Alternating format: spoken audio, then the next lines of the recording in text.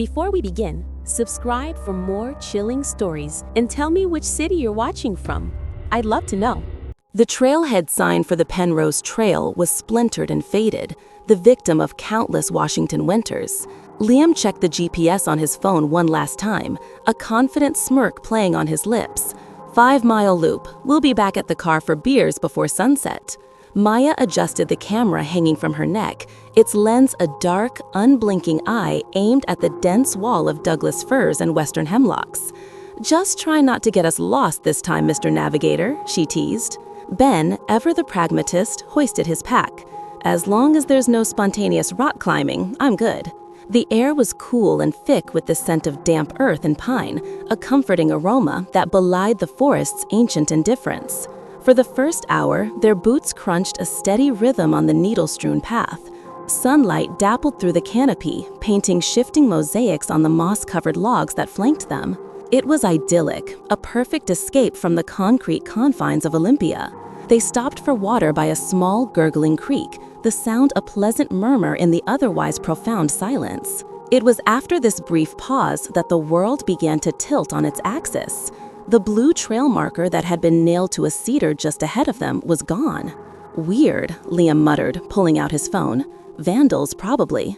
He turned, expecting to see the trails stretching back the way they came, but the path behind them was choked with an unfamiliar density of ferns and thorny salmonberry bushes. It was as if the forest had inhaled, closing a wound behind them. A knot of unease tightened in Maya's stomach. "Liam, where's the trail?" Ben laughed, a nervous, hollow sound. "Very funny, we just came from there." But when he pushed aside a curtain of ferns, he was met with a solid, unyielding trunk of a massive, gnarled maple that hadn't been there moments before. Panic, cold and sharp, began to prickle at the edges of their confidence. Liam stared at his phone, his face paling. The crisp blue line of their route had been replaced by a chaotic, spidery scrawl, a digital seizure that showed them walking in impossible, overlapping circles. "No signal," he said, his voice a tight whisper. "The map, it's corrupted." Just then, the sky, previously a pale, hazy blue, darkened to a bruised purple. A low rumble echoed not from the clouds, but seemingly from the ground beneath their feet. A fine mist began to fall, clinging to their clothes and hair, magnifying the oppressive grain of the woods. The temperature dropped several degrees in an instant. Through the sudden patter of rain against leaves, Maya thought she heard a whisper, a sibilant hiss that coiled around the edges of her hearing. It was shapeless, like a voice trying to form from the static of the wind itself. "Did you guys hear that?" Ben shook his head, pulling his hood up. "Just the wind, Maya. Let's not freak out." But his eyes darted nervously into the deepening shadows between the trees. They were no longer just hikers. They were intruders in a place that was actively rewriting its own geography to ensure they never left. The comforting silence had been replaced by a listening one, and the trees, once just trees, now felt like silent, patient sentinels. Hours bled into a gray, disorienting twilight, the persistent drizzle turning the forest floor into a slick, treacherous carpet of mud and decaying leaves. The plan to follow the creek downstream, a classic survival rule Liam had clung to, had become a cruel joke. The stream twisted back on itself with unnatural geometry, repeatedly leading them to the same landmark, a grotesquely hunched oak, its branches like arthritic fingers clawing at the sky. Each time they returned to it, the tree seemed subtly different. A new patch of moss, a deeper shadow in the hollow of its trunk. Desperation was a metallic taste in their mouths. Ben's forced optimism had fractured, leaving behind a brittle shell of fear. He made a desperate attempt to gain perspective, trying to scale the slick bark of a towering fir. He only made it 10 feet before his hand slipped on the rain-slickened bark. He landed hard, his ankle twisting with a sickening, wet crunch. A scream, sharp and raw, tore through the damp air. The forest seemed to absorb it without an echo. Now they were not only lost, but one of them was crippled. As true darkness fell, thick and suffocating under the dense canopy, they huddled at the base of the malevolent oak. The rain had eased to a whisper-soft patter, But the sounds of the night were all wrong. The familiar chirps of crickets and calls of owls were absent, replaced by a low, resonant hum that vibrated through the soles of their boots. Maya, trying to distract herself, decided to review the footage on her camera. She scrolled back to a clip from earlier when they were still laughing and joking. As she listened through her earbuds, her blood ran cold. Beneath their cheerful banter, almost too low to discern, was another voice. It was a dry, rasping whisper, speaking in a language of clicks and guttural stops, a sound that felt older than the trees themselves. It wasn't just background noise, it was intertwined with their own words, a parasitic sound hiding within their own. She ripped the earbuds out, her breath catching in her throat. "Liam, listen to this." She played the audio aloud from the camera's small speaker. In the oppressive silence of the woods, the alien whisper was unmistakable. Ben, pale and sweating from the pain in his ankle, recoiled. "What is that?" Liam grabbed the camera, his face a mask of disbelief. "It's impossible. We were alone." The oral violation was worse than the shifting paths. The woods weren't just watching, they were listening, and they were speaking back. Later, as they tried and failed to sleep, the true performance began. The sound of heavy footsteps began to circle their makeshift camp, just beyond the reach of their feeble headlamps. Twigs snapped, leaves crunched. Yet every time Liam swung his light in the direction of the sound, there was nothing but rain-slicked ferns and the impassive faces of the trees. The steps were deliberate, heavy, circling them like a predator studying its prey. It wasn't an animal. It was methodical. It was intelligent. The forest was walking, and it was closing in. Dawn arrived not with light, but with a subtle dilution of the oppressive dark. A thick, clammy fog had rolled in overnight, reducing their world to a claustrophobic sphere of about 15 feet. The rain had finally ceased, but the air was saturated, each breath a mouthful of water. Ben was in a bad way.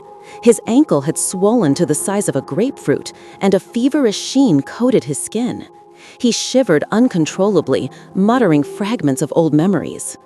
Liam's pragmatism had been eroded into a raw, twitching nerve. His phone remained a dead black rectangle.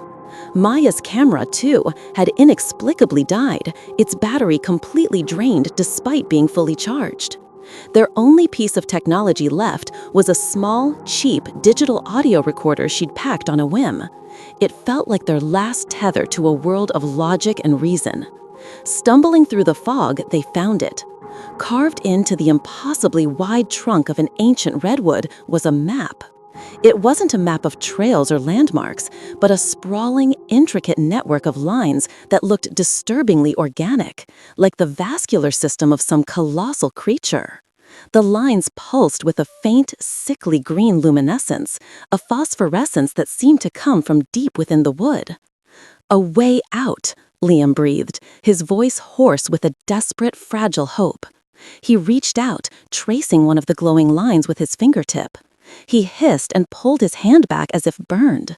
A long, thin splinter of the phosphorescent wood was buried deep beneath his nail. He tried to ignore the stinging pain as he studied the bizarre cartography, attempting to orient it with their presumed location. But the map made no sense.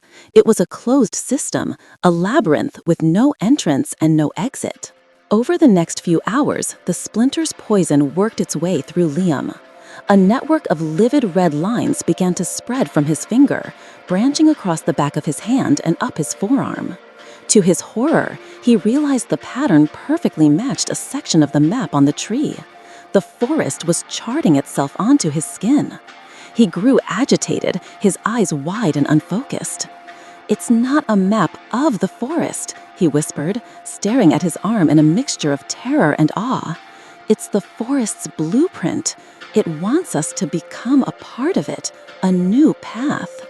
The fog thickened, pressing in on them, muffling sound and creating phantom shapes in the periphery. Trees resolved out of the mist like silent, hooded figures. Maya, her own mind fraying, clutched the audio recorder, her knuckles white. She pressed the record button, needing to leave some account, some proof that they hadn't simply gone mad. Day 3, she whispered into the device, her voice a fragile thread. The fog, it doesn't move. It's like we're inside a lung. Liam isn't making sense anymore. He says the trees are moving, rearranging themselves according to the map on his arm. Ben, propped against a log, suddenly spoke, his voice clear but distant, as if coming from another room. Elias, he said, his fever-bright eyes staring at nothing. Maya froze. Who's Elias, Ben? He didn't answer, his head lolling back as he slipped back into delirium. They had never known anyone named Elias. The end came in the gray, featureless expanse of the fog. Liam was lost to them, a ghost animated by the forest's alien will. He no longer spoke in sentences, only in disjointed whispers about geography and becoming. He would trace the inflamed, glowing patterns on his skin with his good hand, a cartographer mapping his own dissolution. Then, without a word, he stood up and walked directly into the white wall of fog, his steps sure and steady as if following a clearly marked trail only he could see. He did not look back. He simply vanished. Ben was barely conscious, his breathing shallow, his fever having burned through his remaining strength. He was a sinking ship, and Maya was the last person on deck. The psychological weight of it all finally broke her. Hope was an extinct species. The woods were no longer just a place. They were a consciousness, a vast, patient predator that had been playing with them from the moment they stepped off the trail. The silence was gone, replaced by a symphony of whispers that eddied in the fog. They were everywhere and nowhere, 1,000 disembodied voices overlapping. The rustle of leaves, the trickle of water, the faint, distorted echo of her own terrified words. It was the sound of the forest thinking. She knew it was her turn. Her body felt impossibly heavy, her mind a hollowed-out cavern of fear. With trembling fingers, she raised the small audio recorder, its red light a single point of warmth in the cold, damp air. This was the last testament. "My name is Maya," she began, her voice cracking. "Liam is gone. Ben is almost gone. The forest, it's alive. It changes. It lures you in and it digests you." She took a shuddering breath, trying to articulate the impossible. The trails aren't real. The trees aren't fixed. It's a trap, a beautiful green trap. As she spoke, a shape began to coalesce in the mist directly in front of her. It was not a monster of tooth and claw. It was Liam. He stood perfectly still, his clothes torn, his skin now having the rough, fissured texture of bark. The glowing lines on his arm had spread across his entire body, a latticework of pale green light. He was a part of the map now. His eyes were open but vacant, like knots in wood. The imitation of Liam opened its mouth, but no human sound emerged. Instead, there was a sickening noise of grinding roots and the wet snap of green wood. It was the sound of growth, accelerated and violent. It was the sound of the forest claiming its property. Maya's final recording captured the sharp, piercing intake of her breath, followed by a scream that was not one of terror, but of utter, soul-shattering recognition. The sound was abruptly severed, as if a wire had been cut. For a few seconds, the recorder captured only the wet, rustling whisper of the fog. Then, just before the tape hissed into silence, a new voice emerged, clear and cold and impossibly close to the microphone. "You were warned."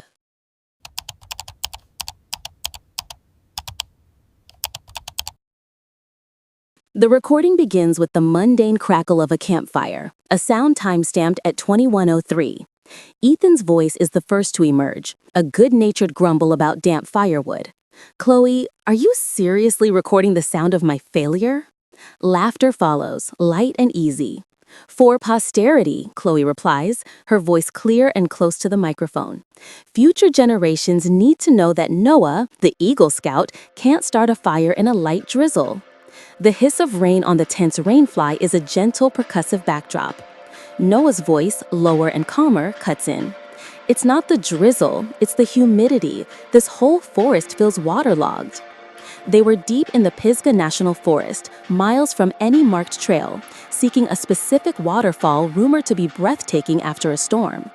The conversation meanders through jokes about work, shared memories, and the trail ahead. For the first 40 minutes, the audio log is exactly what one would expect, a sonic snapshot of friendship and wilderness. The first anomaly occurs at 21:48. It's subtle enough to be missed on a casual listen. The rhythmic chirping of a single cricket, which had been a constant background noise, repeats a 3-second loop 4 times in a row. The pitch and tempo are identical, a perfect, unnatural copy. On the tape, none of them seem to notice. They're busy arguing about the best way to hang their food packs to keep them from bears. But the microphone, more sensitive than their ears, captures the digital stutter in the analog world. A few minutes later, another strangeness. Ethan tells a long, rambling story about a college prank. Halfway through, his voice thins, becoming tinny and distant for a few words. And then, the fire alarm went off, before returning to its normal warmth and proximity. Chloe's recorder was a high-end digital model, known for its stability. There was no technical reason for the sudden drop in quality. As the fire finally catches, its roar drowning out the rain, Noah remarks on the silence of the woods. "It's weird," he says, his voice a murmur against the flames. "No owls, no coyotes, just us." Chloe asks, maybe the rain drove them to shelter? Maybe, Noah concedes, but his tone is unconvinced. The recording continues, capturing the pop and spit of burning pine. Then, at 22:17, a new sound appears, almost too low to be audible beneath the fire. It's a soft, rhythmic clicking, a slow, deliberate tempo. It lasts for 30 seconds and then vanishes as inexplicably as it began. The chapter of audio ends with the three of them saying goodnight, the sounds of zippers being pulled and the rustle of sleeping bags. The last audible word is from Chloe, a whisper directly into the mic. Log entry 1, end. All is well. The campfire has died to embers, its gentle crackling now a faint whisper. The rain has picked up, a steady drumming on the nylon tent that creates a sense of profound isolation. The first sound is Noah's breathing, quick and shallow. "Did you hear that?" he whispers, the sound sharp in the quiet confines of the tent. "Hear what?" Ethan's voice is thick with sleep. "It sounds like us." A moment of silence hangs on the recording, filled only by the rain. Then it becomes clear. From somewhere outside, faint and distorted, comes the echo of a conversation. It's a warbled, watery version of their own campfire talk from an hour earlier. Chloe's laughter is there, but it's pitched too high. Ethan's joke about the firewood is repeated, but the words are slurred, as if spoken through water. It's not a simple echo, it's a delayed, degraded playback. "It's the acoustics," Ethan says, his voice tight with forced calm. "The sound is bouncing off the rock face across the ravine." "It's not," Chloe says, her voice hushed but firm. She's the audiophile, the one who understands sound. There's no delay that perfect, and the cadence, it's learning. Listen. The mimicry outside shifts. It stops replaying their old conversation and begins to echo what they are saying in the tent, but with a horrifying fractional delay. When Chloe says listen, a thin, reedy version of the word listen whispers back from the trees a half-second later. The effect is profoundly disorienting, a violation of natural law. A chilling new sound then overlays the recording. It's deep and resonant, a guttural clearing of a throat that seems to emanate from the entire forest at once. It's not an animal sound, it's too massive, too deliberate. The recording equipment peaks, unable to properly process the low-frequency vibration. The hikers fall silent, their breathing the only sound from inside the tent. The mimicry outside also falls silent. The forest holds its breath with them. For a full minute, there is only the sound of rain. Then, the throat-clearing sound comes again, closer this time.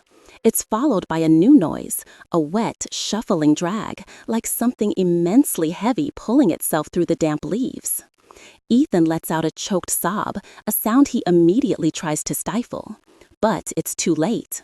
From the darkness, a perfect, mocking imitation of the sob whispers back, a fraction too late, a perfect echo of his terror.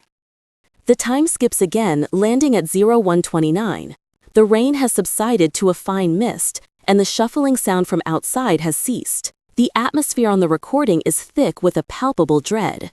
The three hikers are whispering, their words clipped and frantic. "We have to get out of here," Ethan insists, his voice trembling. "At first light, we pack and we run." "Run where?" Noah counters, his pragmatism frayed at the edges. "We don't know what that is. We don't know how fast it is." Chloe is silent for a moment, and then the recording picks up the soft click of her scrolling through the audio file on her device. "Oh my God," she breathes. "What?" Ethan demands. "The clicking sound from earlier," she says, her voice strained. "I isolated it. It's not random. It's in perfect tempo, 60 beats per minute, like a pocket watch." A beat of silence. "None of us has a watch like that," Noah states the obvious. As if summoned by the observation, the mimicry starts again, but it has evolved. It's no longer just echoing their sounds. A voice, thin and synthetic, speaks from the direction of the ravine. It says Chloe's name. Chloe. It is a flat, emotionless imitation of Noah's voice from hours earlier when he'd asked her for a water filter. The sound quality is poor, assembled from fragments, yet the name is unmistakable. Panic erupts in the tent. The recording captures a frantic scrabbling sound. "Don't answer it," Noah hisses. "It's trying to lure us out." The voice outside speaks again, this time using Ethan's voice to say Noah's name. Noah. The imitation is better this time, clearer. It's learning. Chloe, driven by a desperate, scientific curiosity, plugs her headphones into the recorder. The microphone picks up her sharp intake of breath. "There's something else," she whispers to the others, her hand covering her mouth. "There's a track underneath our voices, a reversed phrase." The recording captures her manipulating the audio. A garbled, backward sentence is played, then reversed. A clear, monotone voice emerges from the digital noise, speaking a single word. Fontana. It was the name of a forgotten logging town that had been submerged decades ago to create a lake, miles away from their location. None of them had ever mentioned it. Overwhelmed, Ethan's composure shatters. "What does it want?" he screams toward the tent wall. The forest answers, not with a mimicry of his words, but with his own terrified scream, played back at him from the trees. It's a perfect copy, recorded and replayed in the space of a heartbeat. The final entry begins at 02:41. The rain has stopped completely.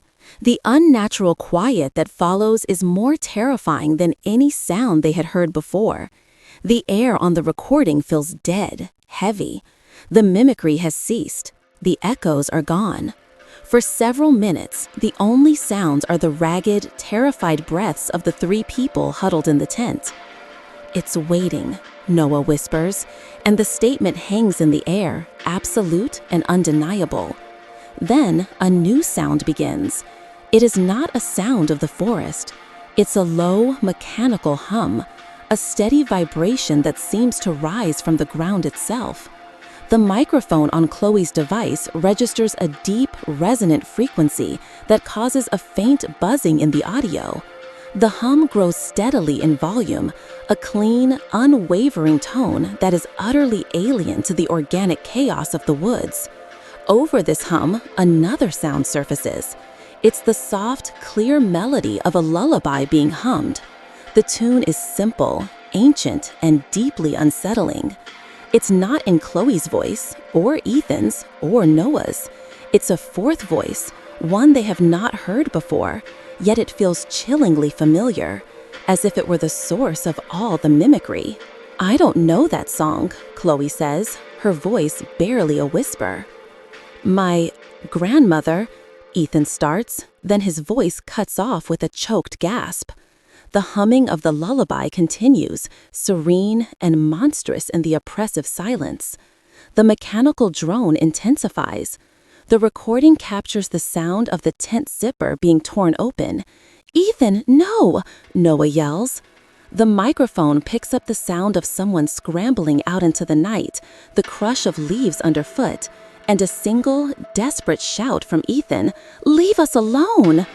His voice is answered not by an echo, but by the lullaby abruptly stopping. A wet, tearing sound follows, and Ethan's shout is cut short into a sickening gurgle.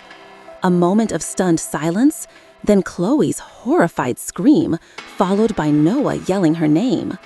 Their frantic, overlapping voices are the last coherent things on the tape. The mechanical hum swells, drowning out their panic. Their breathing becomes a layered, desperate gasping, a frantic counterpoint to the machine-like drone. Then the hum cuts out. The breathing stops. Everything stops. The last 10 seconds of the file are not silence in the way the forest is silent. It is an absolute void, a total absence of sound that feels like a physical presence. No wind, no insects, no fading footsteps. Just a perfect digital zero. The sound of something that has finished listening and has finished recording.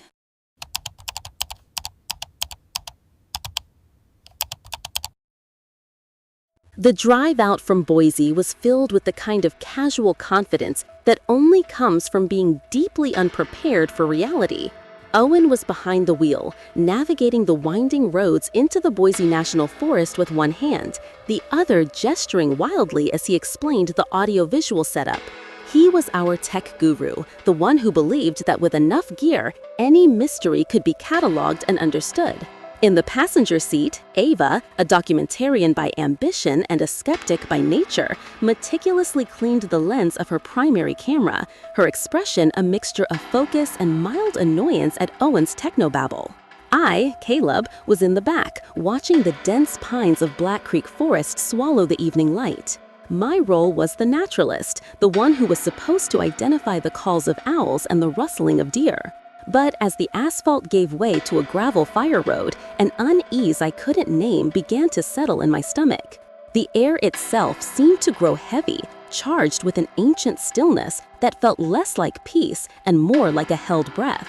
We made camp in a small clearing, a good 2 miles from the road. The plan was simple: set up 3 cameras on tripods, point them in different directions, and let them roll all night to capture the forest's nocturnal symphony.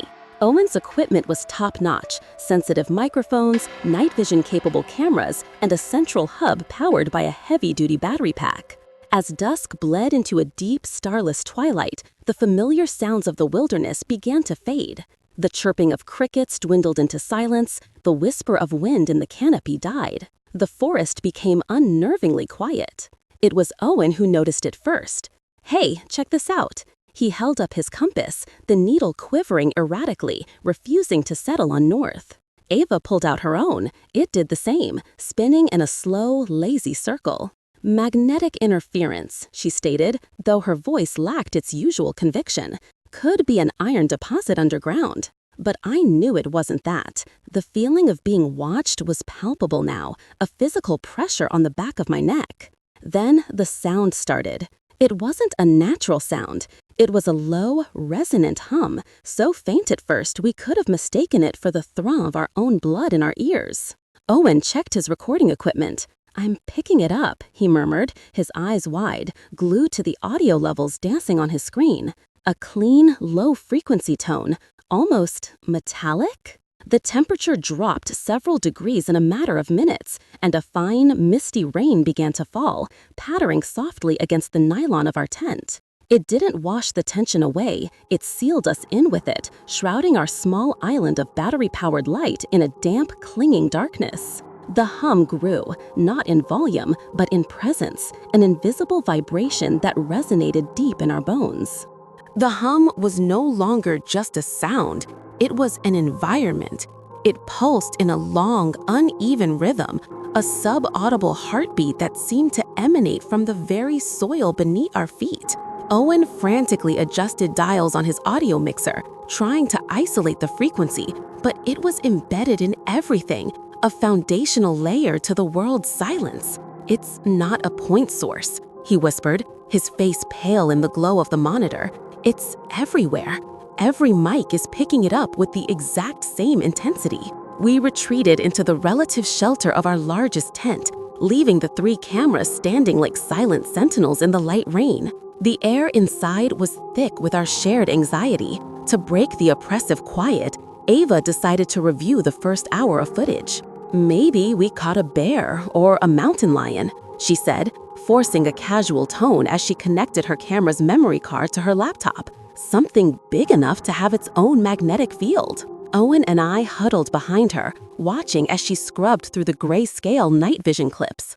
The first camera showed nothing but trees, their leaves dripping with rain. The second, pointed toward a dense thicket, was equally uneventful. It was the third clip from the camera I had positioned facing a small, mossy ravine that made her stop. "Wait," she breathed, her finger hovering over the trackpad. "Go back." She rewound the footage a few seconds and played it at half speed. In the background, a shadow tethered to a large fir tree seemed to detach. It didn't move like a normal shadow cast by a shifting light source. Our lights were static. This shadow slid along the forest floor, fluid and boneless, moving against the direction the light rain was drifting. It flowed over rocks and roots like poured ink before melting into the deeper darkness of the ravine. It was impossibly fast, a 2-second event that violated every law of light and physics. "What was that?" I asked, my voice barely a whisper. Ava zoomed in, her skepticism evaporating into raw, undisguised fear. The image pixelated, but the unnatural movement remained. There was no body, no animal, nothing to cast the shadow. It moved with its own volition. "Signal interference? A glitch in the sensor?" Owen offered weakly, but his eyes told a different story. He knew, as we all did, that we had just watched something that shouldn't be possible. The hum outside pulsed, stronger this time, and the single LED on Ava's laptop flickered in perfect sync with it. A cold dread washed over me. The thing wasn't just out there in the dark. It knew we were watching. It was showing us what it could do. The barrier between curiosity and terror had dissolved completely. We were no longer filmmakers documenting a phenomenon. We were prey, trapped in a cage of darkness and impossible sound. The hum had become a physical pressure, making our teeth ache and our thoughts feel sluggish and foreign. "We need to go," I said, my voice tight. "Now, leave the gear." Owen looked aghast, torn between self-preservation and the instinct of a man who loved his equipment more than his own safety. But Ava, her face a mask of grim resolve, nodded. "He's right. Pack the cards, the batteries, and the essentials. We walk out." But the forest, or whatever was in it, wasn't done with us. As Owen began ejecting memory cards from the hub, a high-frequency squeal, like feedback from a massive unseen amplifier, pierced through the low hum. It was a sound of pure agony that made us all drop to our knees, hands clapped over our ears. The rain suddenly intensified, hammering against the tent. Through the thin nylon, I saw one of our external lanterns flicker violently before extinguishing with a pop, plunging the clearing into a deeper gloom. My camera, camera 3, was still out there, pointed at the ravine.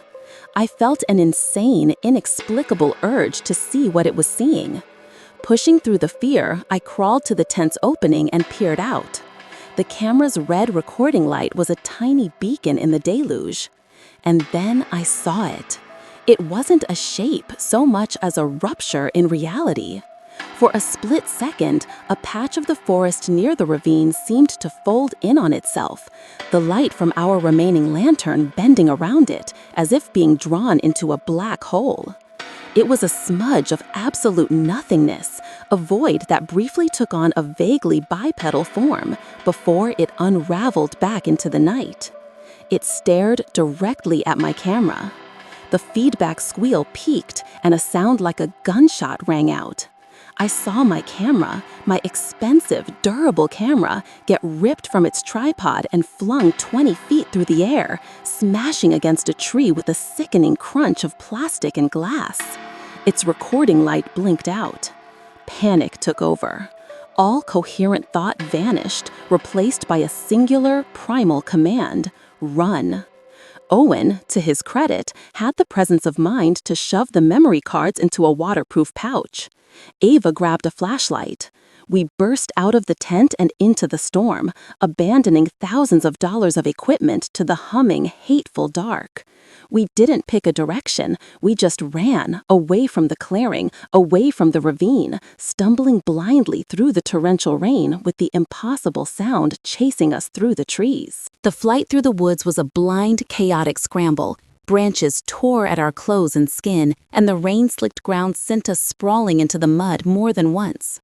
The humming presence was everywhere, a disorienting pressure that made it impossible to get our bearings. For a terrifying few minutes, I was separated from Owen and Ava, their flashlight beams swallowed by the oppressive dark. My own headlamp flickered, casting strobe-like images of twisted trees that looked like grasping figures. Their panicked shouts were muffled by the downpour and the ever-present hum, and I was convinced I would be taken by the suffocating silence that followed. But we found each other, clinging together like frightened children, and pushed on. We didn't stop until the first hint of gray dawn broke through the canopy, painting the world in exhausted shades of charcoal and silver. As the light grew, the hum faded, receding back into the earth until the only sound was the drip of water from the leaves. We stumbled upon the fire road, a muddy scar in the wilderness that felt like the most beautiful sight I had ever seen. The drive back to Boise was a silent, haunted affair. We were coated in mud, scratched and shivering, but it was the silence that was most unnerving. Back in Owen's apartment, surrounded by the mundane comforts of civilization, the terror felt both distant and more potent. We had to see. With trembling hands, he plugged the memory cards into his computer. Several files were completely corrupted, just strobing blocks of static that, when played, emitted a digital version of the dreadful hum. But the final clip from my camera, camera 3, was partially intact. We watched the last 30 seconds of its life. We saw the trees, the rain, and then, for 3 distinct frames, the rupture in space. It was worse on screen, a clear, undeniable impossibility. We watched the camera's perspective spin violently as it was thrown, the image dissolving into static as it hit the tree. Before we left that morning, we had forced ourselves to go back to the clearing. We found the camera, its body twisted at an angle metal wasn't meant to bend, the lens shattered. In the moss where it had landed, there was an imprint, not a depression, but a strange swirled pattern of blackened decay, which seemed to fade before our very eyes like smoke lifting from a fire. There were no tracks, no scent, only our abandoned, silent equipment. The real horror, however, settled in a week later. Owen was editing an unrelated audio project, recording a simple voiceover in his soundproofed studio. When he played it back, listening closely to the silence between his words, he heard it. Faint, almost imperceptible, but there. A low, metallic, pulsing hum, an echo that had followed us out of the woods and embedded itself in our lives. A permanent reminder that we had recorded something that should have remained unseen, and it was somewhere listening back.